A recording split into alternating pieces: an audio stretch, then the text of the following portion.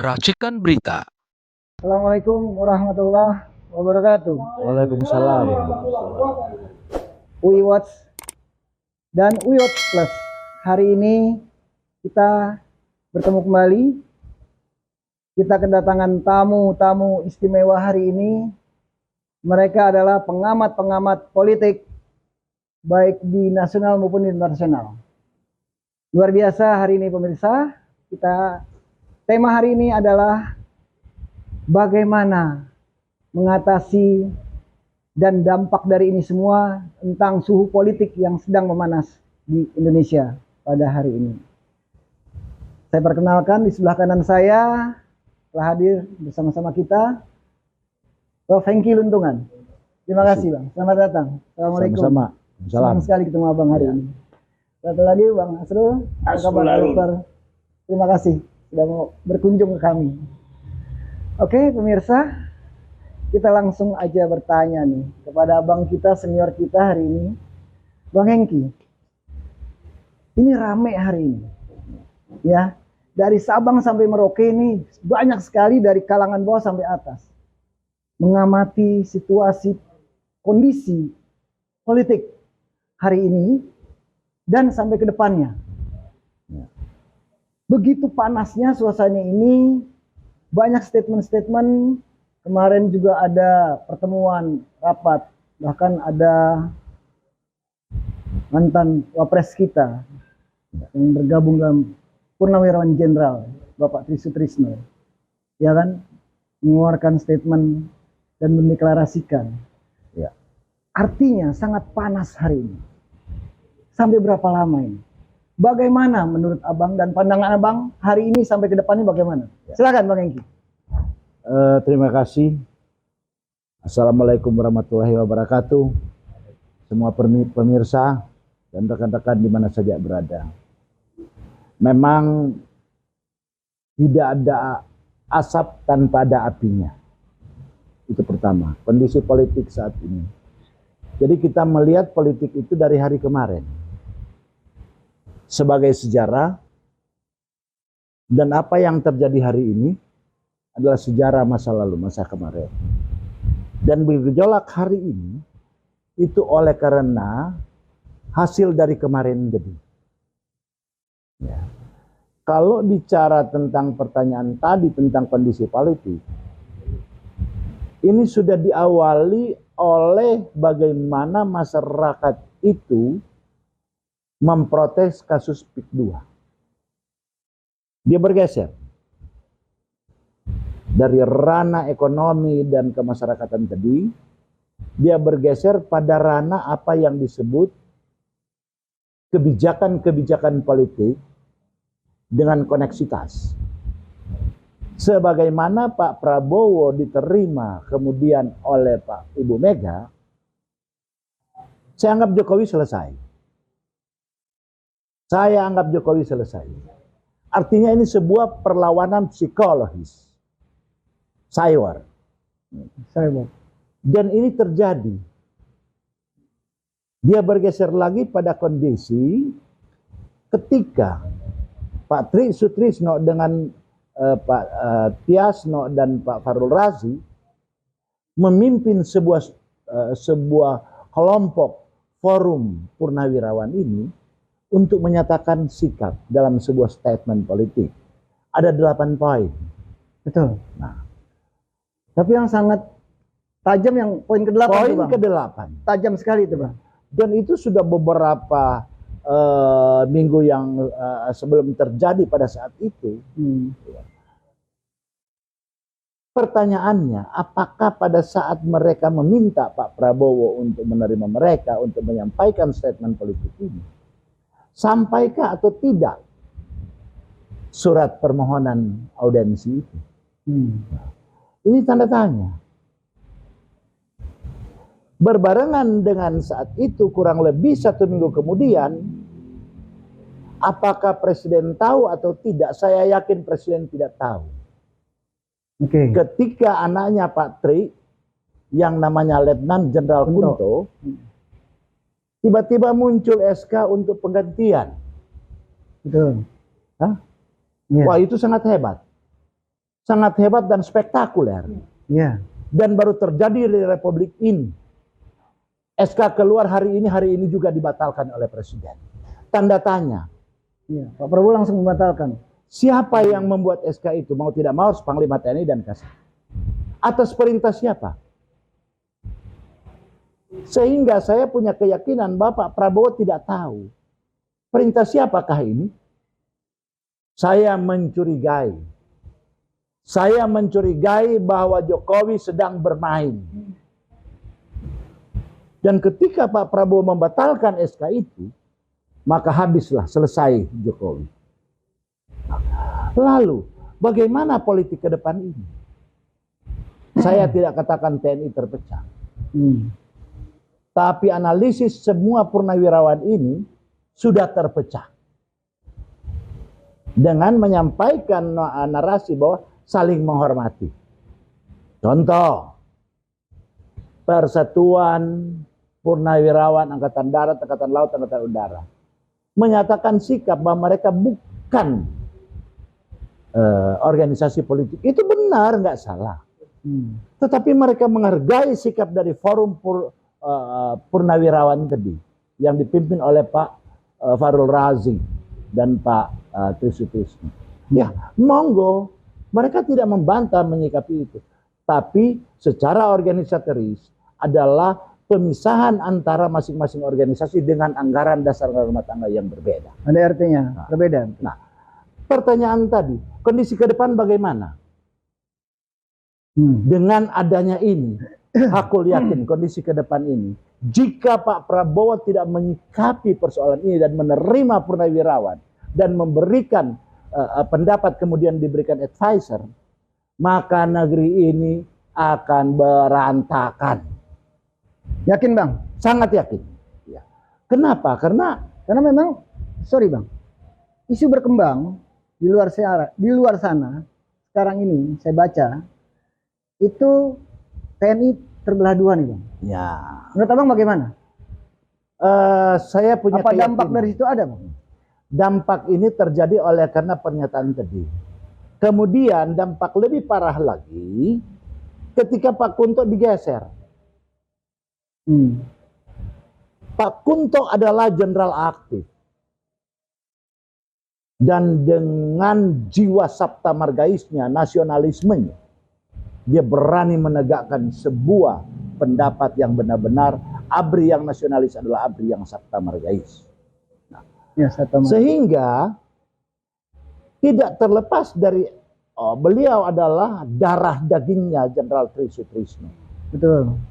Terus apa hubungan institusi antara pendapat daripada Pak Tri dan pendapat daripada Pak Kunto? Kenapa mau dibantai Pak Kunto?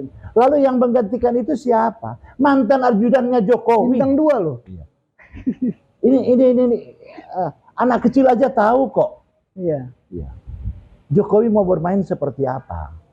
Dan saya punya keyakinan bahwa Jokowi berupaya mematahkan semangat Prabowo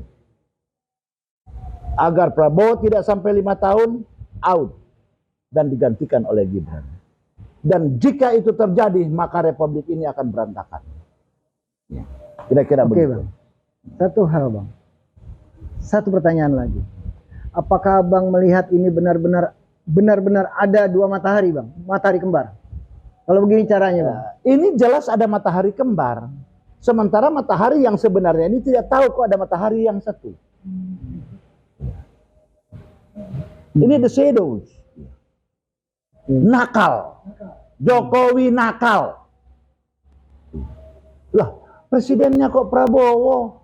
Iya. Ngapain kau ngumpul semua dari para pimpinan petinggi Polri di Solo? Ada apa? Dan saya hakul yakin, jika Pak Prabowo tidak mengadakan reshuffle terhadap manusia-manusia ini, maka Pak Prabowo akan dibantai.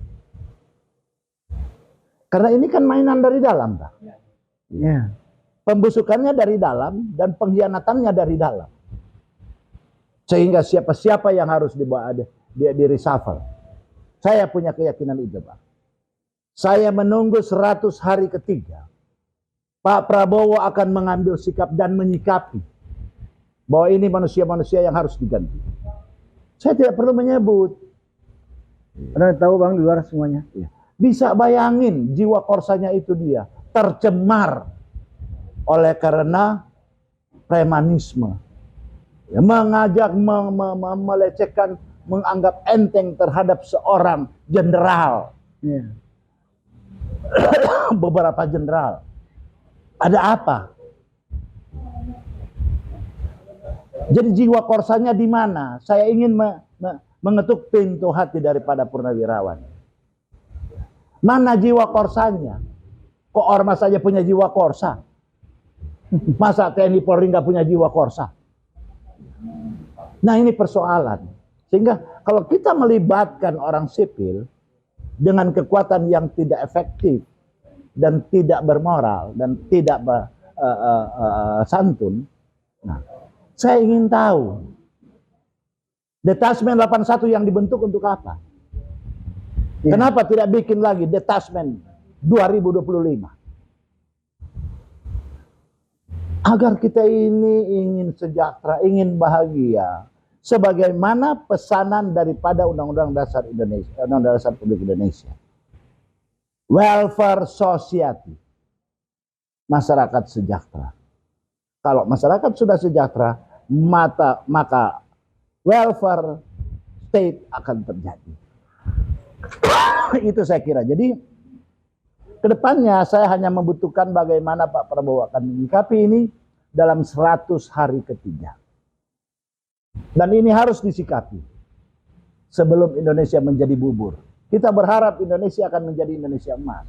Dan itu yang kami dukung Pak Prabowo. Maaf ya, Pak Prabowo non Gibran. Ya. Oke. Kami mendukung itu. Mencapai Indonesia emas. Dengan kondisi yang terjadi ini, kita sekarang berada pada posisi Indonesia sedang cemas. Lemas. Cemas dan lemas. Kira-kira demikian pendapat saya. Okay. Apa yang selanjutnya kita tinggal melihat.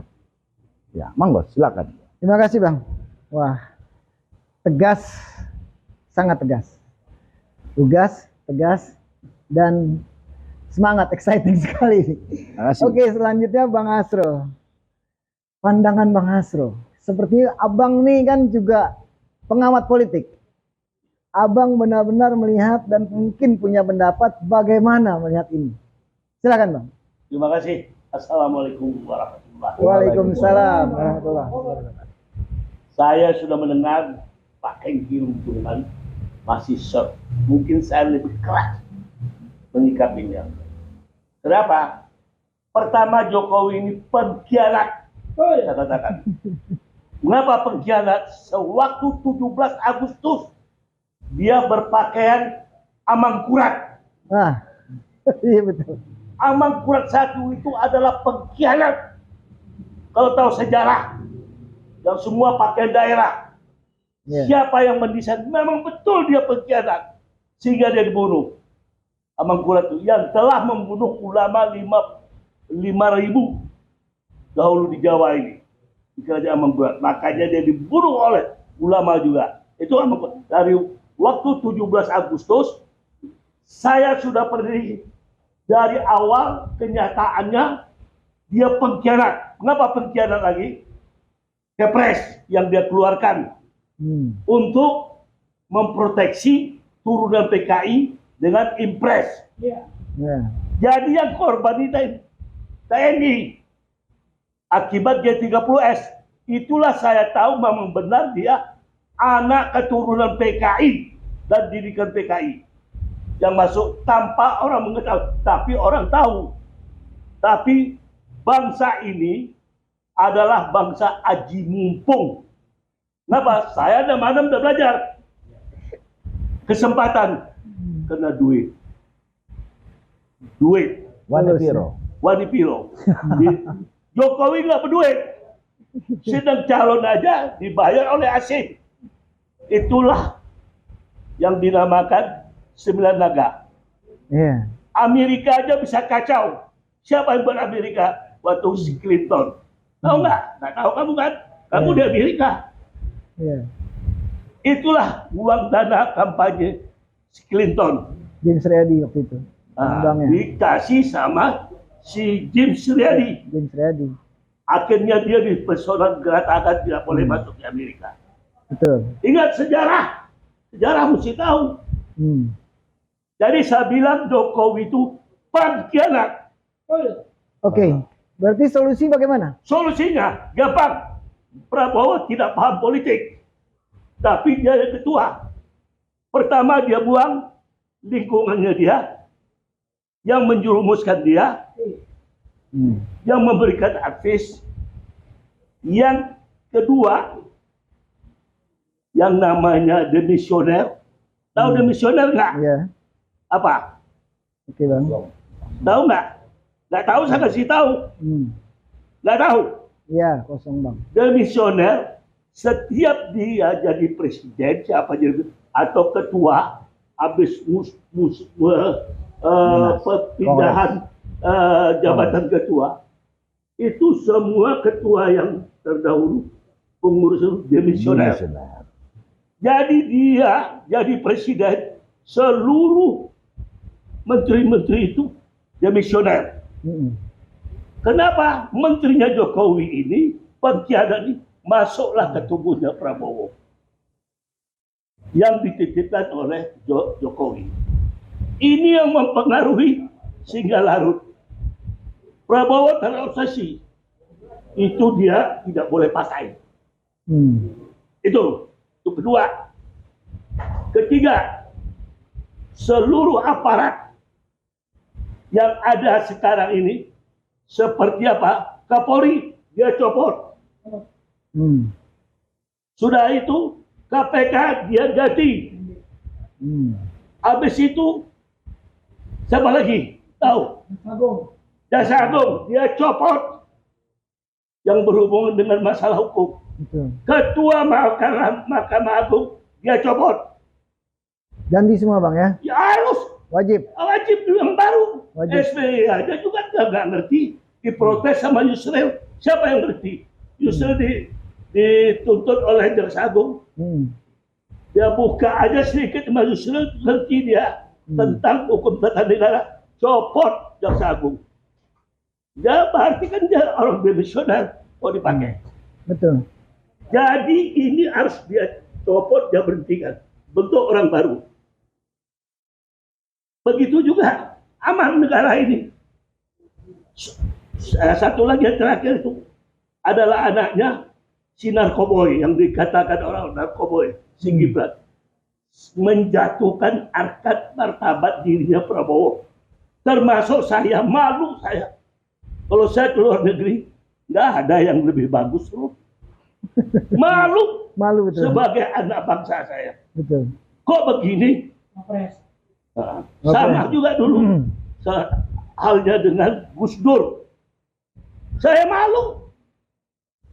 Makanya saya sampai sekarang tidak mau berjabat tangan dengan Amin Rais.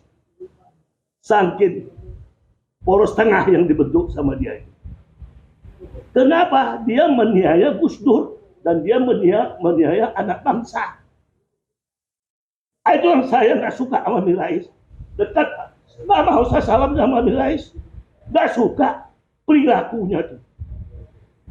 Nah, oleh karena itu, mau aman ini negara kita ini, copot apapun si Gibran itu, jangan mendampingi dia.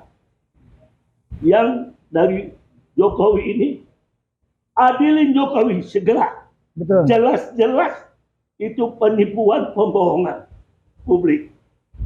Jelas orang nomor 3 terkorupsi di dunia ini.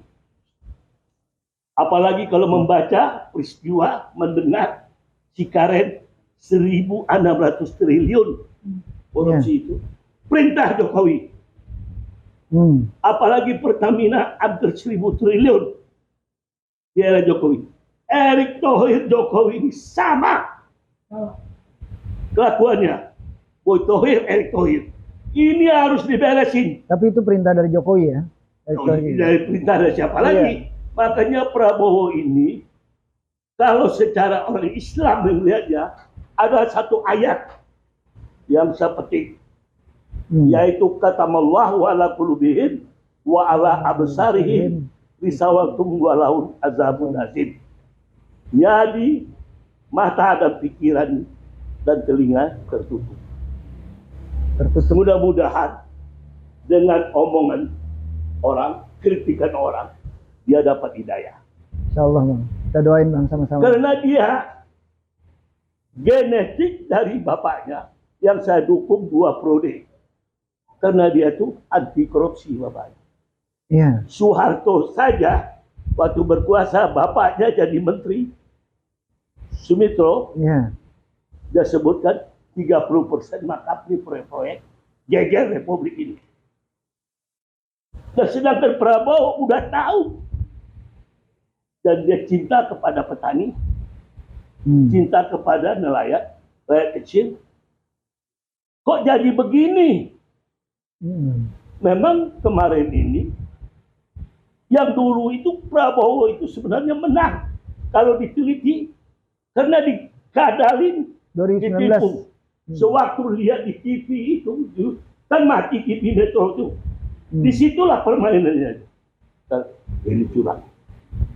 Ya, Megawati duduk bersama jajarannya. Ini tidak benar, saya bilang. Berapa orang yang mati korban akibat Jokowi ini? Iya. Mengapa saya belajar dengan Profesor Palarin Kirkop tentang antropologi? Itulah budaya di tanah Jawa ini, budaya aji mumpung. Tahu aji mumpung artinya? Tahu nggak? Jangan nggak tahu, saya kasih tahu. Kasih tahu Bang, silakan. Aji mumpung itu apa tuh? Memanfaatkan. Memanfaatkan. Bukan. Ada Kesempatan. Kesempatan itu ada. Saya memanfaatkan daripada kalau orang Minang bilang memekik di tengah padang. Siapa yang menolong kau? Kalau minta tolong kau Teriak sih. di hutan, siapa nolong? Nggak ada. Maka Haji Mumpung persiapin untuk hari tua kau. Dasarnya apa? Karena jaminan hari tua penyelenggara negara ini tidak manusiawi. Kau tahu nggak berapa pensiunan pejabat tinggi bintang 4 dirjen di Republik Indonesia ini? Sampai Faru Rozi saya undang bertemu 4 mata sama Muhammadiyah. Adinda Jenderal. Berapa pensiun Adinda? Sekarang pensiun 5 jutaan. Enggak, dia bilang saya, kita makan berdua. Enggak, Bang saja. Ya saya tahu. Bagi mungkin Adinda lain. 4,5 juta. Bintang 4. Ya Allah. Wah. Terus, saya kira nggak cukup untuk Adinda. Ya saya udah tahu jenderal-jenderal eselon 1 itu 4,5 juta. Seharusnya bukan begitu. Saya mau protes dulu sama Kwi Kian Gi. Waktu dia Menteri Ekonomi mengatakan pakai ini rasional. Malaysia lihat orang. Terus apa income? Saya untung Bang di komisaris di pertambang ada. Tapi kalau nggak ada, saya juga mau bantu Adinda. Kontribusi. Udah cukup Bang. Terima kasih. Itu saya, sebab Adinda ini kesayangan saya. Oleh karena itu saya tanya itu aja. Nah, itulah kemanusiaan pemimpin bangsa kita ini nggak rasional. Orang sudah puluhan tahun bekerja, apalagi honor guru, disunat, segala macam. Ini negara Dracula. Benar-benar Dracula mengutamakan kepentingan orang asing. Yang nggak salah, saya petik kalimat dari Kwi Kian Gi yang lebih nasionalis dari bangsa Indonesia, yaitu mengatakan orang Cina itu Itachi, hitam tapi Cina. Hitam dari Cina, Hitachi ya. Itu kalau Kwi Kian Gi itu jatuh di jalan, di belum bisa angkat. Itu manusia yang mementingkan bangsa ini. Itu yang dipecat, diganti oleh Megawati. Kenapa cintanya kepada bangsa? Namanya aja nggak mau dia ganti. Kwi Kian Gi itu adalah manusia the best. Banyak buku-bukunya saya baca. Oke, baik Bang. Terima kasih. Tegas sekali dan keras ini statementnya nih. Iya. Jokowi dibilang pengkhianat. Terima kasih Bang. Ya, itulah. Tapi yang menilai juga banyak masyarakat di luar bisa punya penilaian sendiri-sendiri. Ya, Amin. Tapi semua saya rasa sama dengan Abang penilaiannya. Oke, selanjutnya waktunya tinggal 4 menit. Mungkin Bang Hengki mau ada tambahan? Memberikan pandangan ke depannya, lalu definisinya dan closing statement Abang seperti apa? Pertama-tama untuk kedepannya adalah keberanian Pak Prabowo untuk membersihkan kabinet. Dalam sistem ini, jika ada subsistem yang mengganggu, maka sistem tidak akan jalan. Dan ini bahaya. Nah, sekarang terjadi bahwa subsistem tidak mendukung sistem. Akibatnya terjadi ketimpangan. Di mana ketimpangan itu? Panglima menetapkan lain dan Kasat, Presiden menetapkan lain. Secara politik, ketika orang berteriak harus Gibran, Presiden, dan Prabowo tidak sampai 5 tahun, maka Gerindra masuk dengan posisi mendukung Prabowo untuk 5 tahun ke depan. Kalaupun persoalan ke depan ini kita akan melihat, tentunya kan kalau Gibran dibanding dengan AHY, jauh langit dan bumi. AHY lebih hebat daripada Gibran. Bukan karena saya pendiri Partai Demokrat, bukan. Tapi dia dibentuk dari arus bawah. Dan kalau teriak tentang purnawirawan lah, dia sih agak AHY purnawirawan, bapaknya purnawirawan. Iya. Mau dibawa kemana republik ini? Oke. Kira-kira begitu. Jadi closing statement Closing saya statement bagaimana Bang? adalah kita menghadapi ke depan dengan mengharapkan benar-benar Indonesia emas itu harus tercapai. Sekarang ini dalam kecemasan dan kelemasan, kita rubah menjadi kekuatan dalam kebersamaan. Terima kasih. Terima kasih Bang Hengki, Bang Asrul. Pemirsa, satu hal lagi, masih ada 1 menit ya. Saya berikan waktu untuk Bang Asrul untuk closing statementnya. ya. Pendiri republik ini bercita-cita, yaitu ada cita-cita pendiri republik, dan saya belajar dari kelas 1 SMA, yaitu tujuannya itu masyarakat adil dan makmur. Amin. Terima kasih. Prabowo menginginkan itu juga bapaknya, apabila dia ingin untuk mencapai masyarakat adil dan makmur.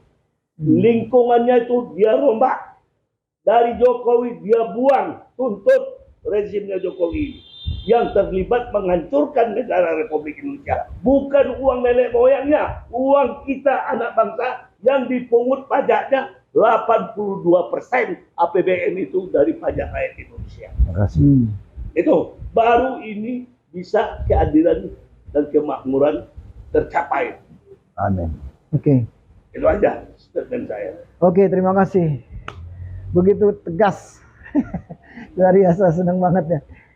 Oke pemirsa, terima kasih yang di luar dari Sabang sampai Merauke, yang di ujung barat, di ujung timur, yang ada di Asia Tenggara menonton sampai ke Amerika hari ini.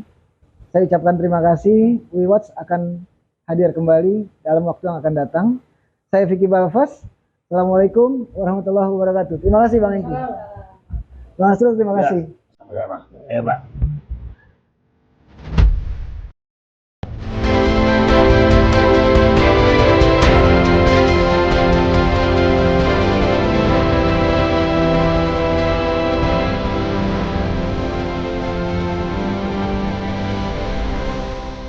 Racikan Berita